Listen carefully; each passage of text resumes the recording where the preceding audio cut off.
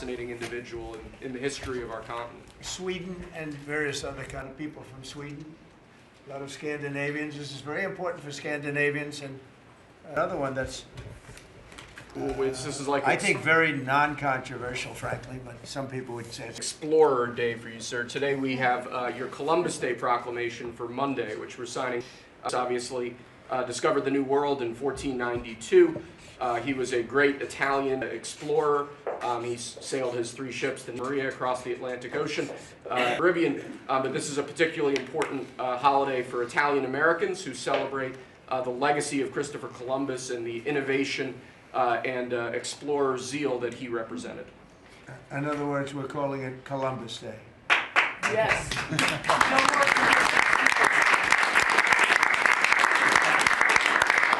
That was the press that broke out in applause. Can you believe that? I've never seen that happen before. The press actually broke out in applause. Good. Columbus Day. We're back. Columbus Day, we're back, Italians. Okay. We love the Italians. Okay. Thank you, Mr. Thank you. Great. Thank you very much. Have a good one, sir. So we covered Scandinavia and Italy. Not bad. Now for the rest of the world. So I want to thank everybody for being here. As you know, last night we reached a momentous breakthrough in the Middle East, something that people said was never going to be done.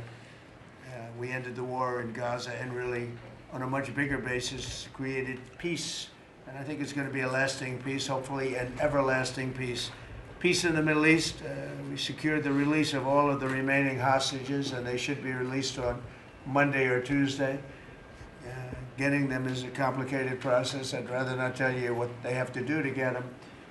There are places you don't want to be, but we are getting the hostages back on Tuesday, Monday or Tuesday, and that'll be a day of joy. I'm going to try and make a trip over. We're going to try and get over there, and we're working on the timing, the exact timing. We're going to go to Egypt, where we'll have a signing, an additional signing. We've already had a signing representing me, but we're going to have an official signing.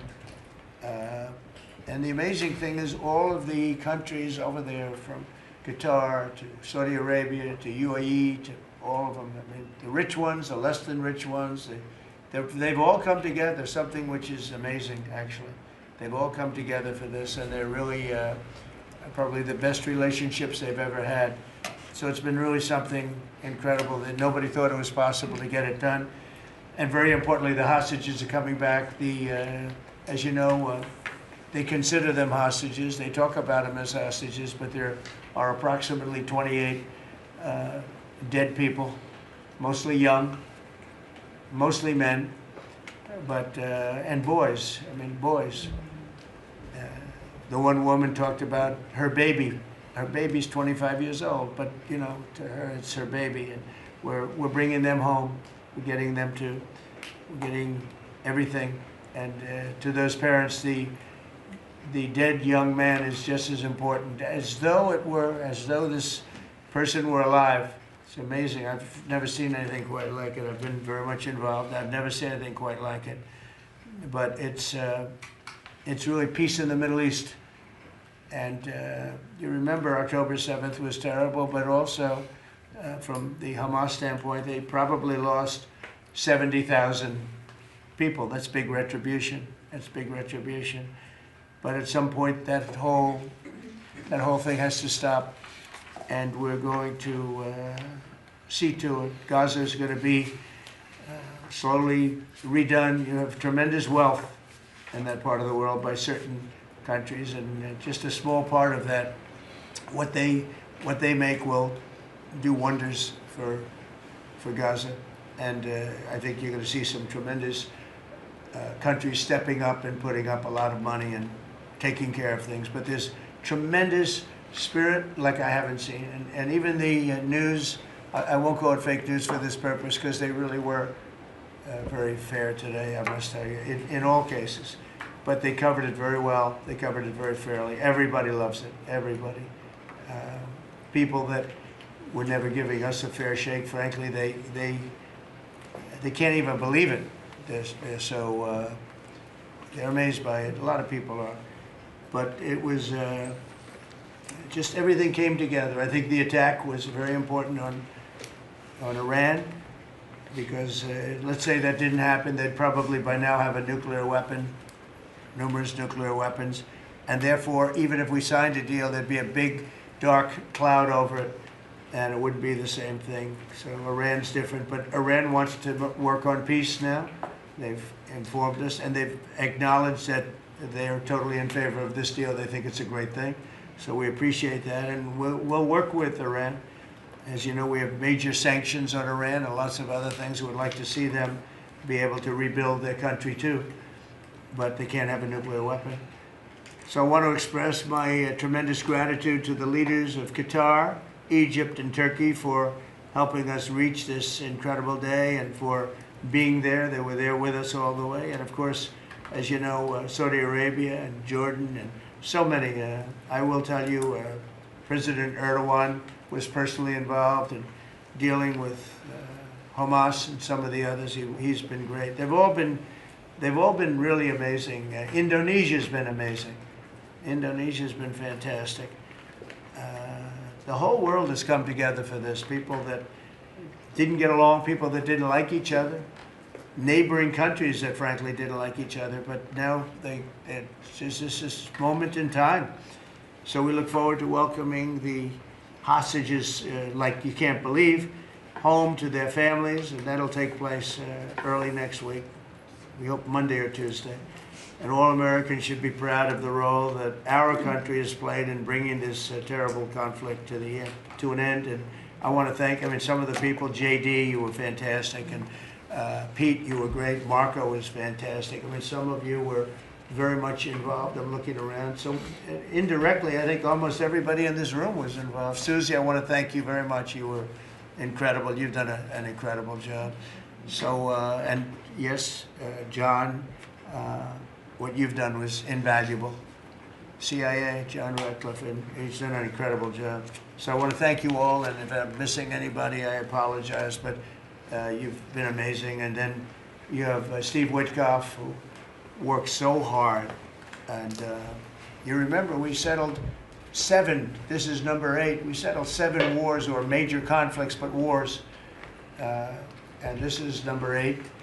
And the one that I thought would be maybe the quickest of all would be Russia-Ukraine, and I think that's going to happen too.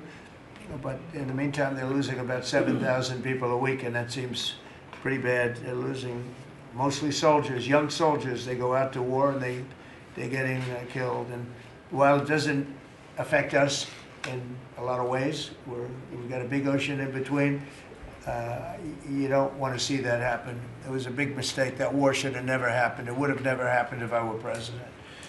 So we're here this morning for a cabinet meeting as my administration continues to deliver for the American people, despite the radical left lunatics that shut down our government. You have Democrats that they've lost their way. They have no leadership. We don't even know who to deal with over there. At least they know who to deal with. We have no idea who we're dealing with over there. It's like they have no idea what they're doing. Republicans have voted repeatedly to pass a clean, nonpartisan bill to reopen government at the same funding levels. We're not going to do anything only good for health care. We're really, I think, become the party of good health care. And they keep using health care as a cudgel. They want to try and get everyone thinking about health care. We're the ones that are saving health care. In fact, one of the things we're doing is we're going to be reducing the cost of medicines by 100%, 200, 300, 500%, and even more than that, because as you know, we're in the process of favored nations right now. We've exercised a clause because we were subsidizing the entire world. The entire world pays a fraction of what the United States has been paying. And we've already, numerous Pfizer and other companies have already signed, and other countries are a bigger problem because they've been getting a subsidized rate. We've been paying for years. This has gone on for 30 years. We've been reducing the rate of drugs for other countries because we've been paying much more than we're supposed to. And they used all sorts of ideas like research and development. I said, what about Germany? What about these other countries? Aren't they paying? No, we have to pay research and development. It was all nonsense, and I couldn't listen to it anymore. So it's a very radical, big, tough shift. Very tough. We got a lot of things going on there. But, you know, and you probably heard me say this in my first term, I think it was my third year, we reduced drugs from the beginning of the year to the end of the year. And I was so proud of it. I actually had a news conference to announce it, and it was 1/8 of 1%. Think of that, which is barely a reduction. But it's the first time in 28 years that there was a reduction in drug prices for the year. So from the beginning to the end, it was 1/8 of 1%. And I was so proud of myself. I did something that nobody else could do. But when I started to think about it, I said, doesn't make sense. And then I'm starting to look at numbers where a pill or a treatment or some pharmaceutical product is selling in Europe for 10% of what we pay for in New York City or in any one of our places, and cities, states.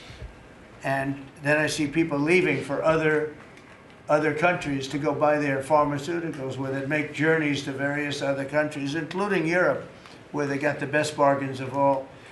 And I put an end to it. It's over. And now we're, you know, in major, I guess, disputes, but we're winning the disputes by a lot. With the countries, a couple of countries said, we won't do this. I said, well, it's unfair that we're paying 10%, and, you know, you're paying just a fraction of what we're paying for the same product made in the same plant. And they said, well, we're not going to do it. I said, that's okay.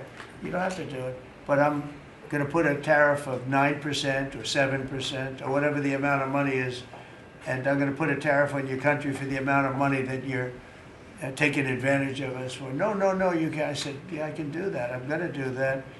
And they would immediately agree.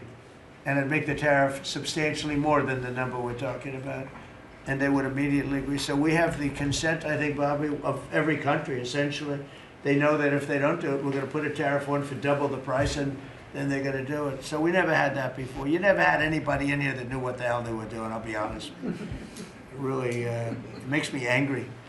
Because for years and years, and this started many years ago, and basically we subsidize the world. So this is going to have a huge positive impact on Medicare, Medicaid, even Social Security. But anything where there's pharmaceuticals, drugs involved, it's going to have a tremendous impact. So we're going to get drug reductions of 100%. I told you 1/8 of 1% that I was proud of myself. Now you're going to get 100%, 150%, 200, 300, 400, 500%. You're going to get the biggest drug reductions that you've ever seen. And they're already, I guess they're starting to kick in, but we've made deals with numerous companies and we're going for the full bore. We want whatever the price is. So that would mean that the world price, because the world is bigger than the United States, a lot more people, but the world price will go up a little bit and our price will come down a lot. So if a pill sells for $10 in London and $100 here, the pill will go to $20 in London and $20 for us. It's pretty simple. And that is a number that nobody can even fathom. It's a little like tariffs. Nobody knew how big they were. Nobody knew until they started seeing the trillions of dollars that have come in. I don't know why they didn't understand it. It's something they should have understood. We were taken advantage of for years with tariffs, and now, I don't want to say we're taking advantage, but we've become a very strong country because of the money that's coming in. Republicans have voted repeatedly to pass a clean, nonpartisan bill to reopen our government, and remember, at the same funding levels both parties have supported in the past. So the radical Democrats have chosen to put the economy of our country. We have the best economy we've ever had. We had the best economy in my first term, but we have an economy that's blowing it away, and we have the Democrats that are trying to obstruct. They don't want to have a good economy. I don't think they want to have a good country. That's why they try and stop our law enforcement from doing what we did in Washington, D.C. Washington, D.C., we have a great, safe, beautiful capital right now. Beautiful. It's so safe. You can walk down the street. Numerous people standing before me were mugged.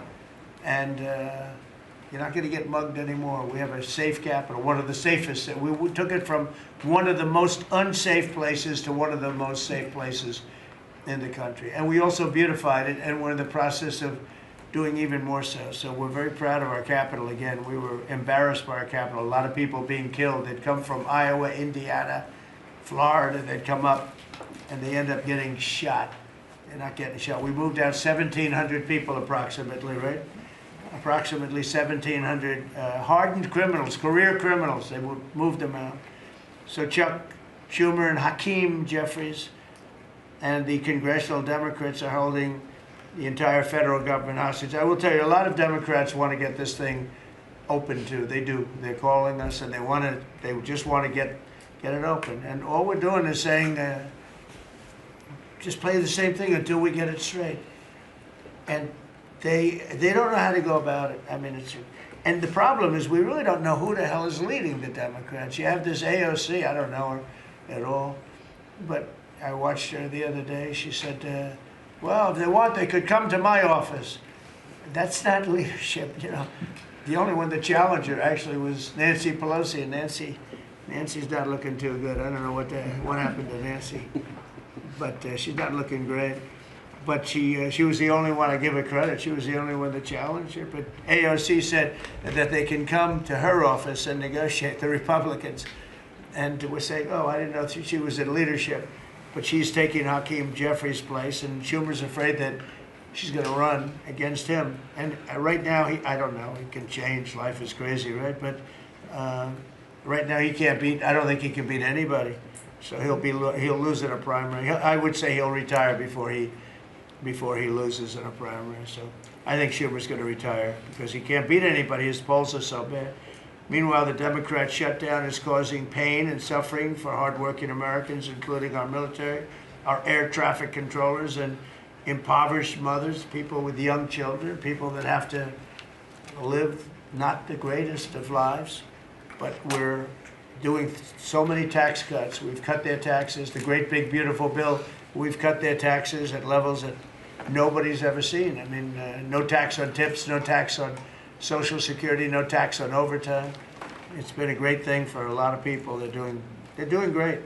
Despite all of the damage that it's caused, the shutdown has been, you know, pretty damaging. I mean, it's not yet because it's early, but it gets a little bit worse as it goes along. And we'll be making cuts that will be permanent. And we're only going to cut Democrat programs. I hate to tell you. I guess that makes sense. But we're only cutting Democrat programs. But we're going to start that. And we have Russell, who can talk to you about it if he wants to. But we'll be cutting some very popular Democrat programs that aren't popular with Republicans, frankly, because that's the way it works. They wanted to do this. So we'll give them a little taste of their own medicine. But Chuck Schumer proclaimed this morning that every day gets better for them. No, every day it's actually getting worse for them. And they're having a rebellion in the Democrat Party because they want to stop. And if you saw all of Schumer's, I watched last night like 10 different times over the years, he said, you can't shut down government, you can't shut down. And now he's the one that shut it down.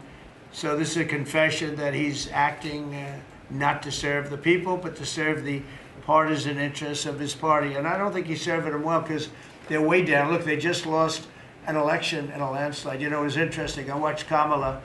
It was a sad figure. I watched her the other day saying the election was very close. I said, no, the election was a landslide. We won the popular vote by millions. We won the Electoral College by, I think, 312 or 315 to 220 something. But there's another one that we won that's probably, that's why when you see the maps are completely red.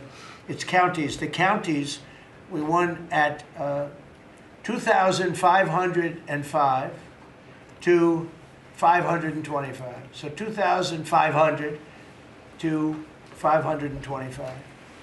That's called one of the greatest, biggest landslides in history. And that's one that people are using now as a primary. But literally, when you see it colored in, the entire country is red representing Republicans. So, you know, they go around, they just lie. They just lie.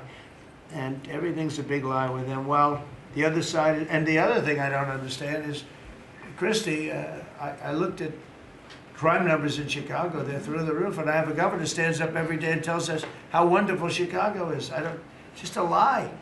It's like a con job. It's like Gavin Newsom. He says how well he's doing in California, and they're doing terribly. Population's getting smaller, people are leaving, and other people are coming in, and I wouldn't say it's an even trade. While the other side is focused on playing games, the Trump administration is focused on creating jobs, bringing down prices, and we've really brought them down a lot. That's the other thing. We're bringing down prices a lot. We're bringing down grocery prices, but the big thing is energy. When you bring down energy, everything comes down. And the energy prices are way down. I see we're down to about $61 now a barrel. And what gasoline's going to be, I think gasoline's going to be below $2 at some point in the pretty near future. It's very low, much lower than it was under Sleepy Joe. And we're restoring law and order in our country. We're restoring it here, but we're restoring it right now. We're in Memphis. We're going to Chicago. We're going to other cities. Many governors are asking us to, including Democrats are trying to ask. I don't know what the big problem is. If I were a Democrat governor, I'd be saying, whatever you can do to get crime down, I'll take anybody.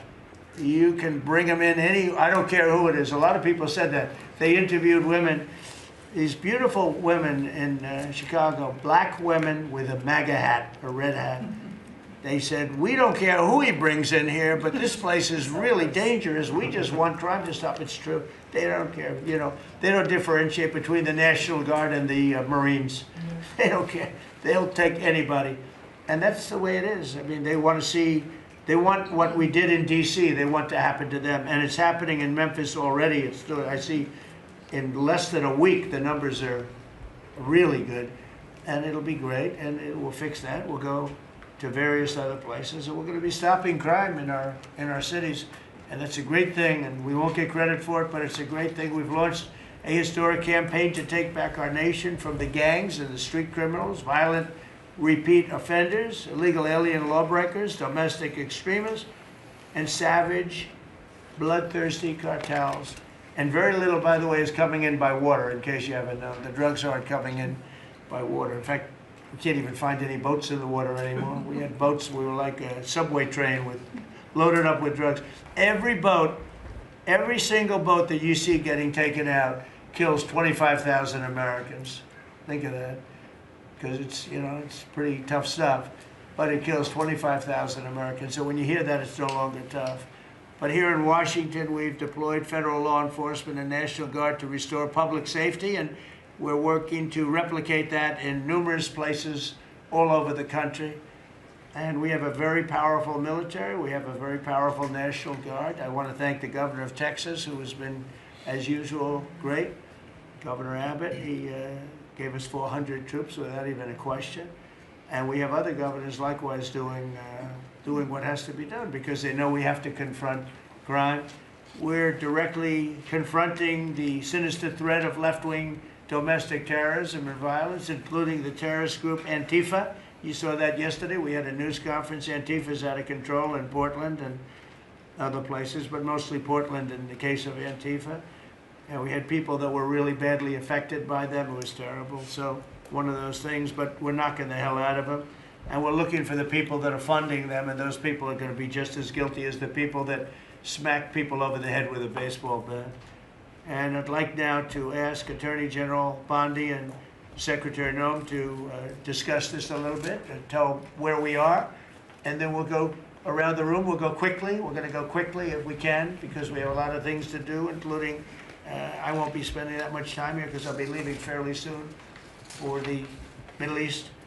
And I'm very honored to be involved with that, I'll tell you. It's a great thing for our country. People are so happy about it. I've never experienced anything quite like it. I've never seen such universal praise for being able to do something. No, it's something that nobody thought was possible, and we're going to end up having peace in the Middle East. Who would have thought? So, Pam, could you start, and then Christy, please.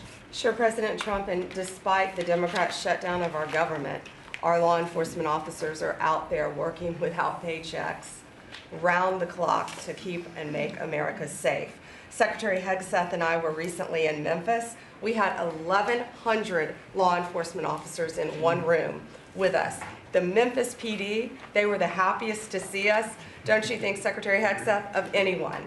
We had ATF, DEA, FBI, U.S. Marshals.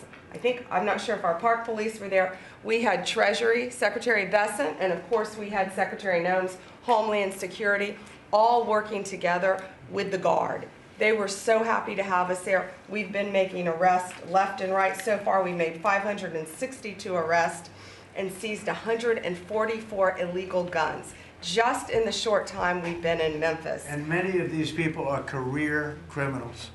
And when you take them out of a place, your crime rate just goes down. These people commit crimes every single day. They're sick. And we're taking them out. In some cases, we're bringing them back to their countries where Biden allowed, with the stupid open borders that we had in our country, to come in. But they're being brought back to other places, or they're being put in jail, but they're career criminals.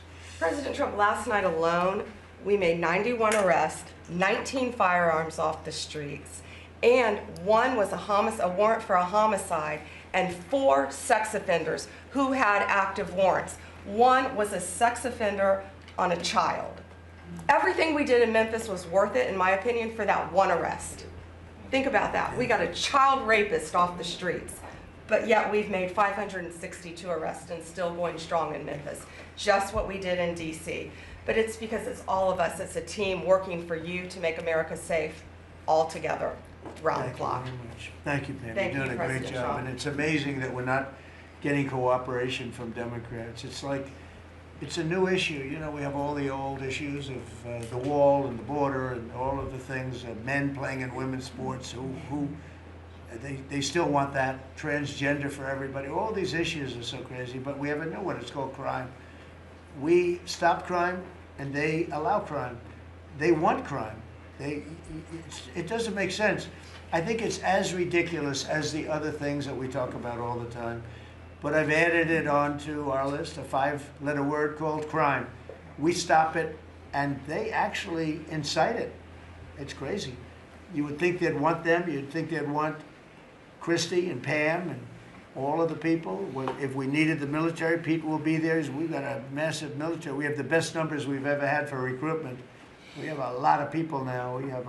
We have people that can't get into them. In a great economy, they want to be soldiers again. A year ago, they didn't want to even think about it. Same thing as with police and firemen, everything. They want to join. They're proud of our country again. Christy, go ahead, please. Well, sir, thank you for your leadership and for deploying all of government to help us keep our country safe. You have talked extensively about how threatened our ICE officers are, but all of our law enforcement out there. And we saw the shooting in Dallas at that facility, so we're hardening all of our buildings and making sure that we have more security measures, snipers on the roof, people to protect our law enforcement while they're out there on the streets. But what I'm also doing, sir, is, and with your authority, is we're purchasing more buildings in Chicago to operate out of. We're gonna not back off. In fact, we're doubling down, and we're gonna be in more parts of Chicago in response to the people there. And then I was there a few days ago and looked at some facilities that we can deploy more law enforcement out of.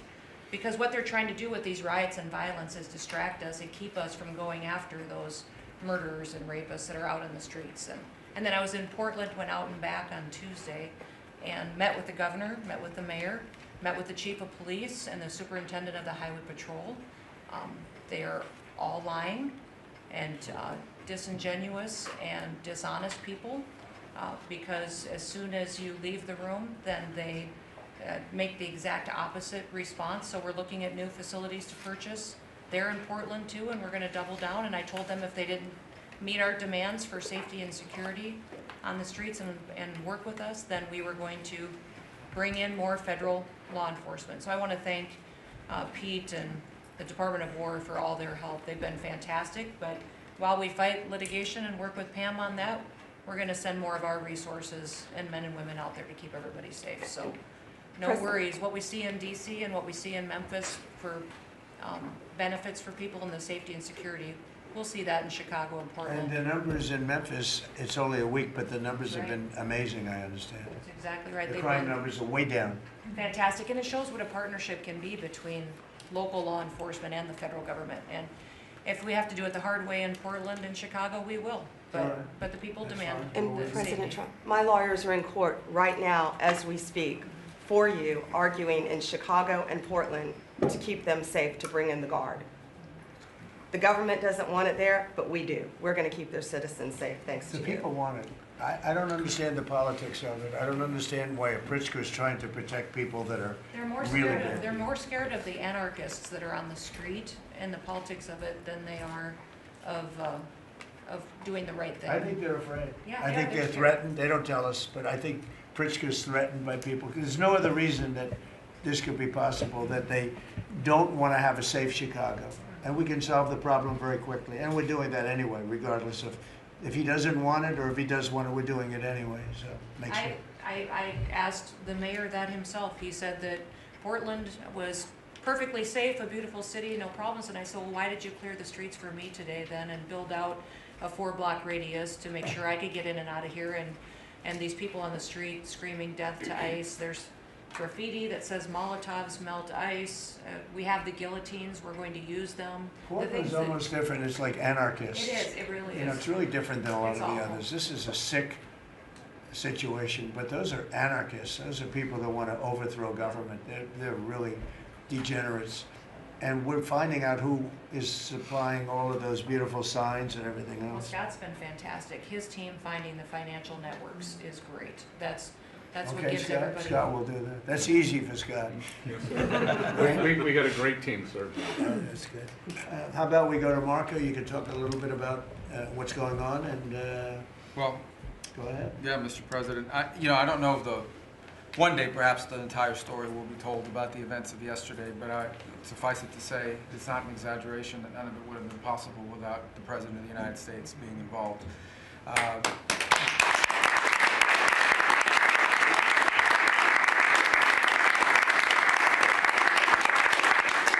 It really began with your trip to the Middle East, where these relationships were forged with partners in the region, personal relationships, close relationships that created the foundation where all of this was possible.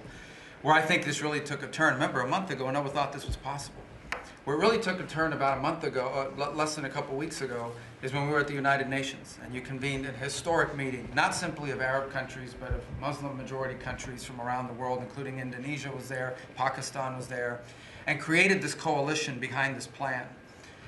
Then on that following Monday, you met with the Prime Minister of Israel here, and that plan was presented. And then, of course, our great negotiating team followed up on it. In the interim, again, perhaps the stories will be told, perhaps they will never be told. The President had some extraordinary phone calls and meetings that required a high degree of intensity and commitment, and made this happen.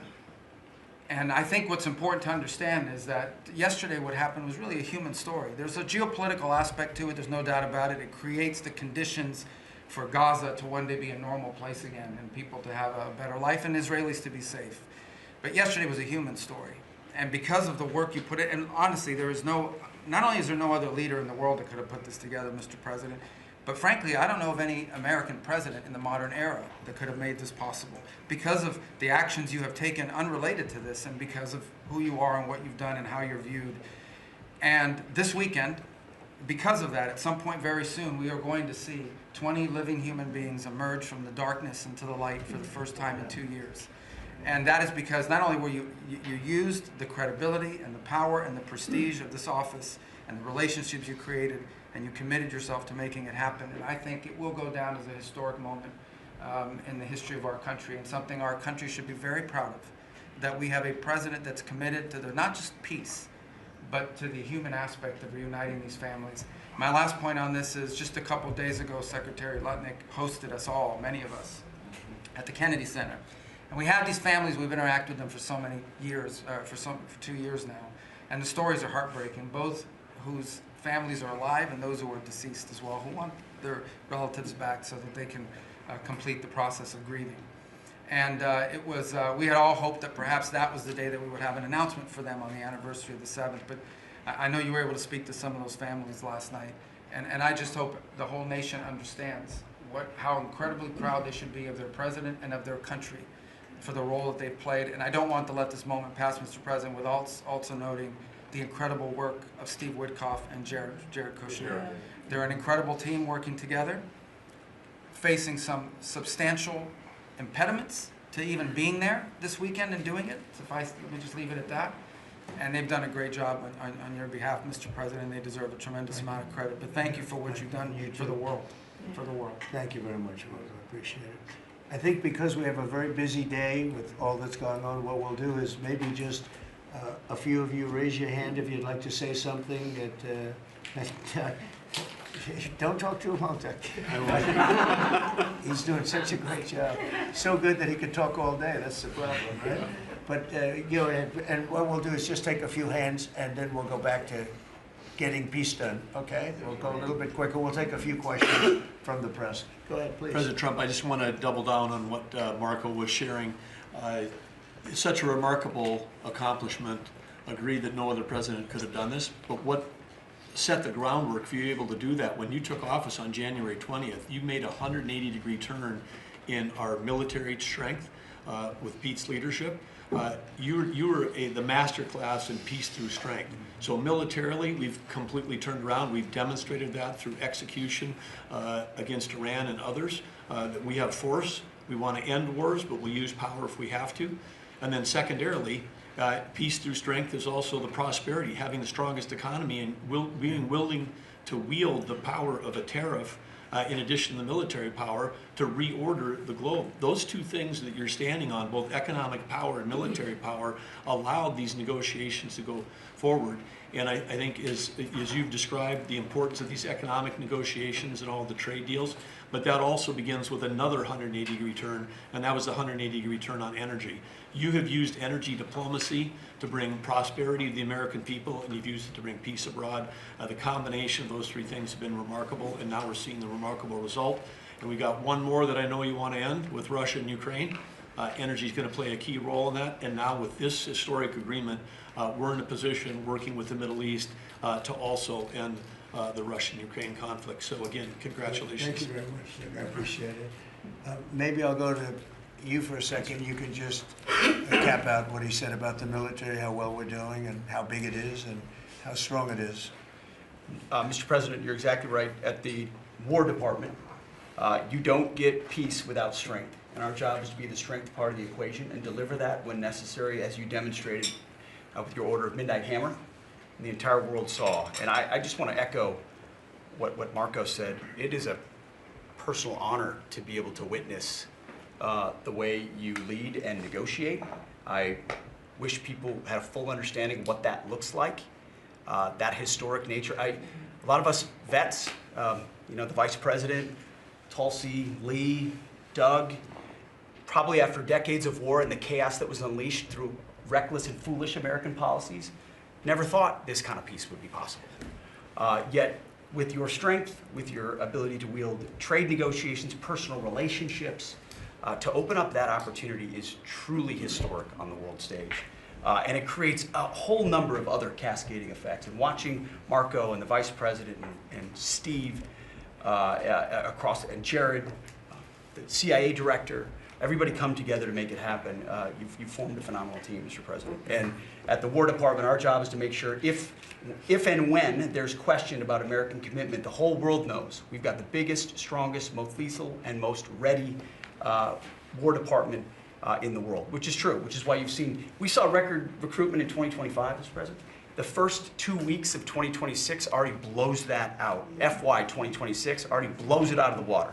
In fact, re-enlistment has already met its year-long goal in the Marine Corps in 2026. 2 weeks. Okay. You can't.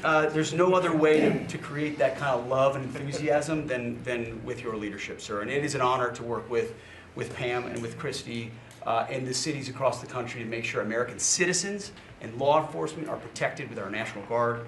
That's a core mission. And last thing, Mr. President, on the southwest border, the first group that rotated in to lock down that border to 0 crossings is now rotating out. and with a new border medal, the Southwest Border Medal, or it's actually called the Mexican Border Medal, revived from 1918, that will be pinning on their chest. So thank you for renaming the department, and we're trying to live up to it every day. Thank you, sir. I mean, think of this. We have record numbers of recruitment. 1 year ago, there were stories, front page stories, that we couldn't get anybody to join the Army, Navy, Air Force, Marines, Coast Guard. My beautiful, I call it our beautiful Space Force. I love our Space Force. It's turned out to be very important. But we couldn't get anybody to join. Nobody wanted to join, including our police and fire. They didn't want to join anything. Recruitment was embarrassing. We couldn't get anybody. And now we're brimming. Now it's, and they're getting in based on merit now. A soldier's a soldier. They come in now based on merit, not based on woke stuff that anybody can qualify. You have to qualify for jobs. You have to qualify for certain types of jobs. And it's amazing. So we were embarrassed a year ago. Think of it, a little bit more than a year ago. I think it stopped on November 5th. I think it really started, this all started on November 5th, the election day. But now everybody wants to be in. We have an overabundance, and maybe we should raise it a little bit. I don't know. I like that idea, sir. But we could raise it. But we have so many people want to join, and they're proud of our country again. JD, could I ask you to say a few words? Yes, sir. So just a couple of things. Mr. President, first of all, congratulations on yesterday. It was a big day. To Marco, to Susie, to the entire team. But in particular, viewing it from this perspective where for months the fake news media attacked you, attacked the entire team, attacked your approach. You know, the definition of insanity is to do the same thing again and again, expecting a different result. The reason we're here is because the president actually charted a different course with a different team. He vested a lot of authority in Steve Witkoff in particular, and that's why we're here. It's because you did something different, and I think it's important to recognize that. I also think the president, you know, Marco mentioned the president's personal touch being a big part of this.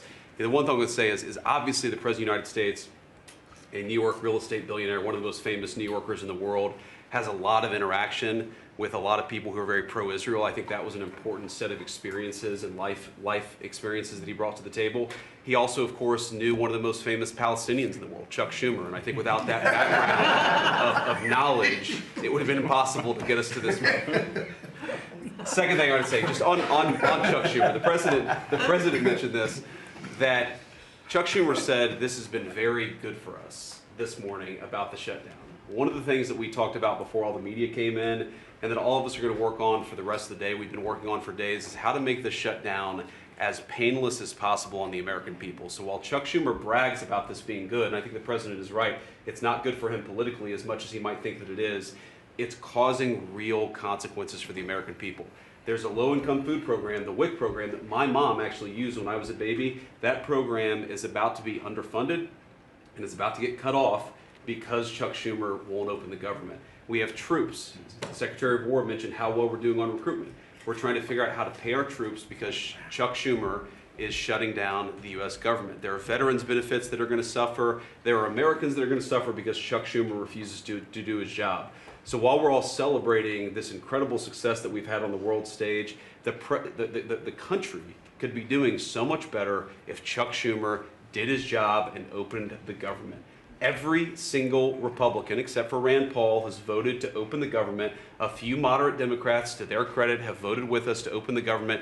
We just need 5 more Democrats to come to their senses and let the people's government serve the American people. I hope that they'll do that. Thank you, sir. Chris, please. Yeah, to follow up on that point, Mr. President, the Democrat or Schumer shutdown did not begin 8 or 9 days ago. It began 8 or 9 months ago with your inauguration. For the first time in American history, every Senate confirmed appointee who are our deputies to run our department, every one of them has been filibustered. One of the critical parts of my department is the National Nuclear Security Administration. It maintains, manufactures our nuclear weapons and our engines for nuclear submarines and nuclear aircraft carriers. We are a key supplier to Secretary of War Pete Hegseth.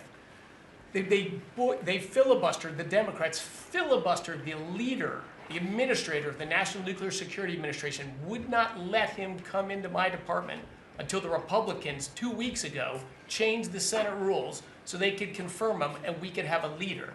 They filibustered the leadership, now they're filibustering the funding.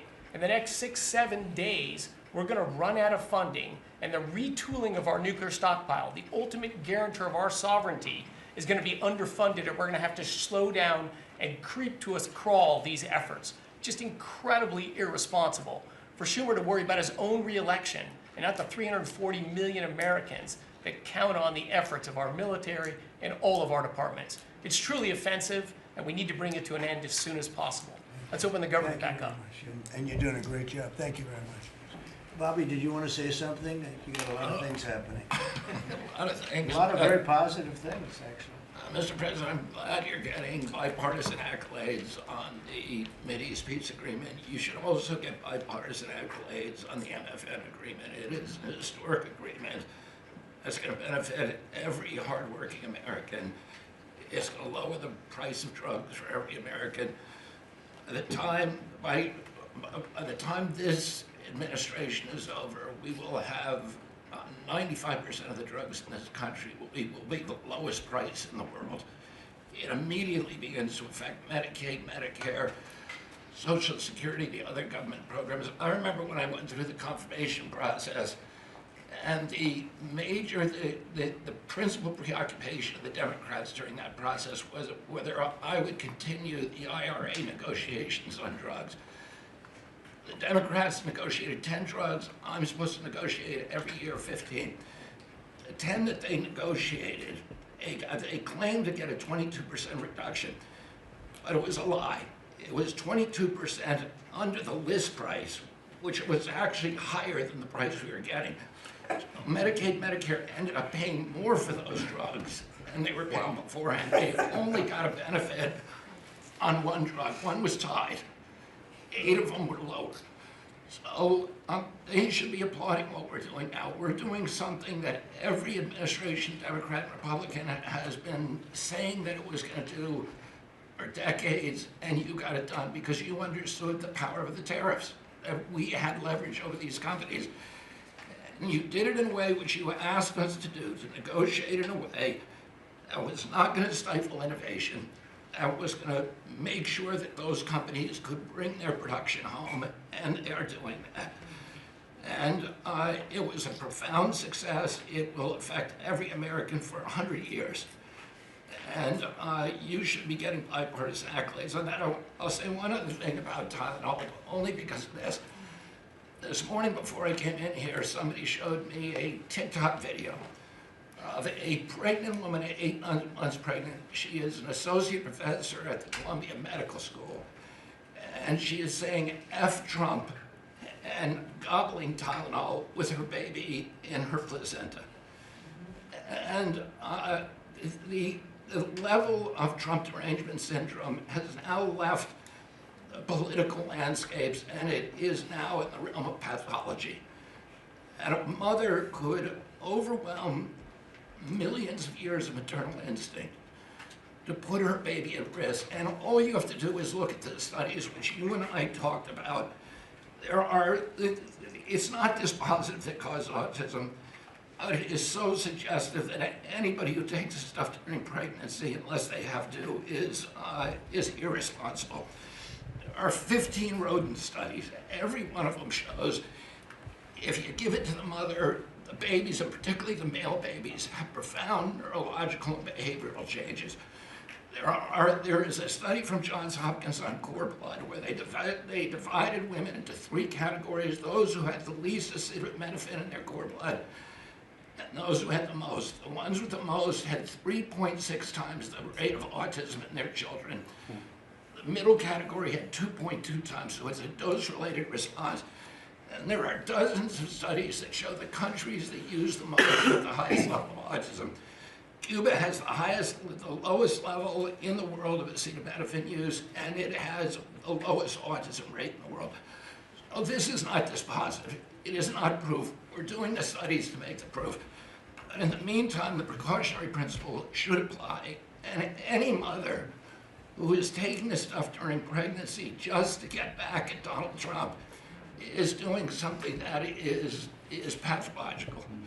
And we're seeing that across the board. I got a lot of other stuff to talk about, but I know we got a short time here. But thank you, Mr. President. You're making our country healthier again. Thank you, Bobby. Could you just say, the record state what the autism was, let's say 20 years ago, and what it is today?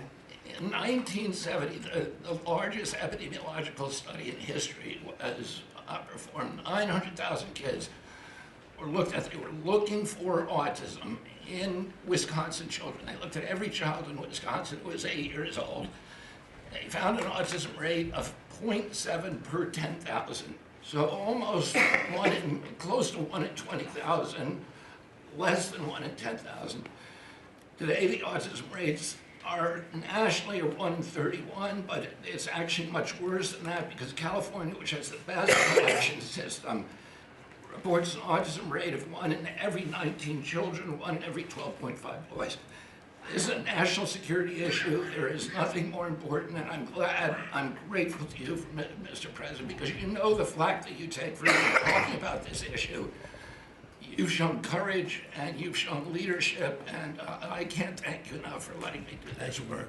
Thank you. So think of that, 1 in 20,000, and now it's 1 in 12 for boys, 1 in 18, 19 for girls. So obviously there's something that's artificially, I think, induced, something, whether it's the vaccines in terms of these massive vaccines that are twice the size of a jar like that, of a glass of water like that, I mean, into a baby's body. And I've suggested get them in doses, get them in, maybe 20%, 30%, but smaller, not such a big. I think, that. Then we had certain recommendations, the MMR, take them separately. The measles is already separate now, and it works out much better, but there doesn't seem to be any impact if you take it separately. If you take it as a combination, it's not so great. And some other things, but I would say don't take Tylenol if you're pregnant, and when the baby is born, don't give it Tylenol. If you can avoid it at all, just don't give it Tylenol. I'll say this. Really, also, what do you have to lose? You really don't have much to lose. Yeah, go ahead. There's many other confirmation studies. There's 2 studies that showed children who are circumcised early have double the rate of autism. It's highly likely because they're given Tylenol. So, none of this is dispositive, but all of it is stuff that we should be paying attention to. But, there's a tremendous amount of proof or evidence, I would say, as a non-doctor, but I've studied this a long time ago. I met Bobby in my office 20 years ago. We were talking about the same thing 20 years ago. And I was a real estate developer. It bothered me that it seemed to be getting worse, but it's so bad now when you hear these numbers. It's not even really sustainable. I don't know how people do it, but there is some very strong evidence on Tylenol. In fact, at one point, I guess the company gave a warning. They still don't recommend it during pregnancy. That's the weird thing. They're not recommending it, and that's the company itself. So just don't take it. Don't take it. If you're a woman, don't take it, and don't give it to the baby when the baby's born, and I think that's going to have an impact. But I'd also get the shots in smaller doses. There are a few things, we gave a few things that just seem to be, and I think you'd get that number way back up. Think of it. You have 1 in 20,000, and now it's not even believable when you think that 20,000 drops to 12 children. So that's induced by something that's given or taken, and it should be able to be stopped. And you're talking about the Pennsylvania Dutch, you were talking about the Amish, where they don't take any of this stuff, and they have virtually none, right? They have no autism, no autism. So we're doing something very bad. Somebody's been given some bad things. Other countries, by the way, we have, I think, we have 82 vaccines that we give simultaneously. And I'm a vaccine believer, by the way. I believe in the polio vaccine. I believe in a lot of vaccines. But when you give 82 vaccines in a shot to a little baby that hasn't even formed yet, it's a lot of vaccines. And in Japan, they give a much smaller number. In Germany, they give a much smaller, like 28 vaccines. That's a lot too, but 28's a lot different than 82. So, but I would say on the Tylenol, don't take it, and that will be, I think it's going to be a big factor. I think it'll be, I think it'll be a very good result, and I hope we're going to be able to see that result in the not-too-distant future, because certainly people have heard us loud and clear. That's why I bring it up again. That's why I asked you to talk about it, because this is a horrible thing. And if you don't take it, I mean, you have to tough it through sometimes. There are other things you can do, but you have to tough it out. It's easy for me to say, but I think you're going to see numbers that will be it'll be so significantly improved, and maybe fully improved. I mean, there's something there. There's something going on, and we have to address it. And so I'm addressing it the best I can as a non-doctor, but I'm a man of common sense. Okay, any other questions?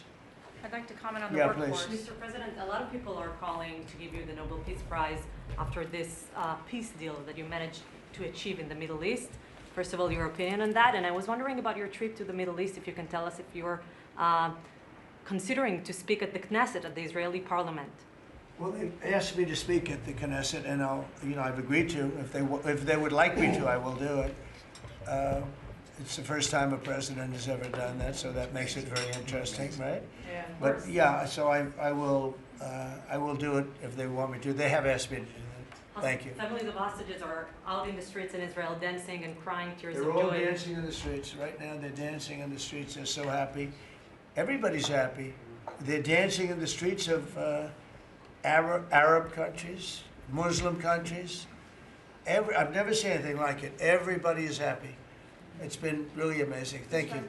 President Trump, on the international peacekeeping force that's going to deploy to Gaza soon, do you expect that Pakistan, Turkey, other countries to contribute forces? Has that become firmed up? And also on the shutdown, it seems like in the House there's a majority support for a temporary extension of the Obamacare subsidies, perhaps minus the funds for illegal immigrants. Is that how you see the deal to end the shutdown happening? Well, I see the deal just getting extended as we continue to talk, but we're willing to pay because we're paying. You know, it's very simple. We're paying. And the Democrats are the ones that cause this problem. And it's a big problem for them. They have a lot of break in their ranks. But so I see that, I think that'll get worked out. But we want to get back before we do this. We don't want to have a gun held to our head. We don't like that. And the public doesn't like it either. So we want to get back. And I think it's going to work out. I think it's going to work out very well. It's something that shouldn't have happened. This was supposed to take place before the election. This was supposed to take place on September 28th before the election. We shouldn't even be talking about this right now. This is actually something that shouldn't have even happened. Yeah, please. Mr. President, looking ahead, what guarantees Hamas disarms and that Israel doesn't resume bombing once the hostages are The first released? thing we're doing is getting our hostages back, okay? And that's what people wanted more than anything else. They wanted these hostages back that have lived in hell like nobody has ever even dreamt possible. And after that, we'll see. But they've agreed to things, and I think it's going to move along pretty well. But what is phase two? When does it I'm not begin? going to talk about that because you sort of know what phase two is, but there will be disarming, there will be pullbacks, there will be a lot of things that are happening. I gave you a whole list of 22 different things that will take place. And I think it'll take place, and I think you're going to end up with peace in the Middle East. But we have to get our hostages back. And we weren't going to do it at the end. We're going to do it at the beginning. We said we want them at the beginning. We're not doing it. We got the hostages back. We did, as a group with Steve and Jared and Marco and me and all of us. We got the hostages back. We got many of them back. Many, unfortunately, were dead. But we got many back that are now living with their families, with their parents in many cases, and with their husbands, families, wives. Many of them, they celebrate all over. They're the ones that are celebrating the loudest. They're all over. There are a lot of them that we got out. But the last 20, and I always said the last ones are going to be the most difficult. But it's been a very big deal, getting the hostages out. But the rest is going to take place too. And can you promise Palestinians they will be able to stay? Well, they know exactly what we're doing. We're going to create something where people can live. You can't live right now in Gaza. The place is it's a horrible situation. Nobody's ever seen anything like it. So yeah, we're going to create better conditions for people. Yeah, please. Mr. President, excuse me, what kind of security guarantees is the United States going to make for Gaza? Well, we're going to work with very wealthy countries that love people, frankly. I know them very well. They love people, but they love Arab people, and they love Muslims, and they love, I think right now they love everybody, and they're immensely wealthy, and they're going to be involved in putting up money, and for them it's a small amount of money. For somebody else it's a large amount of money, but you know, these are the wealthiest countries in the world, and they'll be very much involved in making it as good as possible. And what's your take now on a two-state solution, sir? Just to follow up on that. What is your view now on a two-state solution for the? I don't have a view. I'm going to go with what they agree to. Mr. President, given that there are some tough provisions for Israel in this agreement, are you at all concerned that Bibi Netanyahu may not continue in his post? He may be deposed. That Bibi may go a little bit out of whack. That he may no longer be prime minister when this is over. Look, that's politics. It could be. I don't know. I think he's very popular right now. He's much more popular today than he was 5 days ago, I can tell you. Right now, maybe people shouldn't run against him. 5 days ago, it might not have been a bad idea. No, Bibi's become, this has been a very good thing. I don't think he did it for that reason, okay? But I think just looking as an analyst would look at this, I think Bibi should be very popular right now. Yeah, please. What will happen if Hamas says that it cannot locate or was not able to find all of the deceased hostages' bodies within the time frame? Well, we'll have to see. I think that's going to be, it's largely been answered. We know where most of them are. Actually, the bodies are a bigger problem because some of the bodies are going to be a little bit hard to find. It's a terrible thing to discuss even, but you understand, we're all people, we're grown-ups, we understand life. Nobody can understand this stuff because this could have taken place, but we have the hostages for the most part, and so I don't think it's going to be overly big. The situation with the bodies, you know, they say 28. Some are going to be a little bit hard to find, but we're going to do the best we can. Yeah, please. If they don't find them within the time frame. Please. Thank you, sir. Regarding Jared Kushner's role in the negotiations, can you explain a little bit about why he came on at the last minute? And then in regards to the WIC program that the Vice President mentioned, do you know when the funding that you promised through the tariff revenue will actually go through to communities? Because there's reports that WIC providers are actually starting to close down today. Well, okay, let me just answer the Jared. So Jared's a very smart guy. He did the Abraham Accords. As some people say, the Abraham, which I love the way that sounds, but he did the Abraham Accords. It was a great thing. 4 big countries joined. If I were president, if the election would have been a correct election, which it wasn't, you'd have every country in there. Maybe even Iran would have been in there, frankly. But you'd have every country in. Now, by the way, that's going to be filled up rather quickly. People want to join the Abraham Accords. And I put Jared there because he's a very smart person, and he knows the region, knows the people, knows a lot of the players. And the combination of him and Steve Witkoff and Marco and Cooper, who is, as I hear, has been fantastic, and others that were involved. JD was very much involved. I mean, we had a very smart group of people working. We had a lot of different players, different countries, and very diverse countries, very different from each other. They had certain things in common, but they had a lot of things, mostly things that were not at all common to their countries. So we had a very smart group of people. These are high IQ people, okay? You know, I talk about how many low IQ people we have in our government. We got some real low ones, but some shockingly low. But these are very high IQ people, and that's what we want. I like high IQ people. Yeah. Mr. President, thank you. Can I ask you about the China?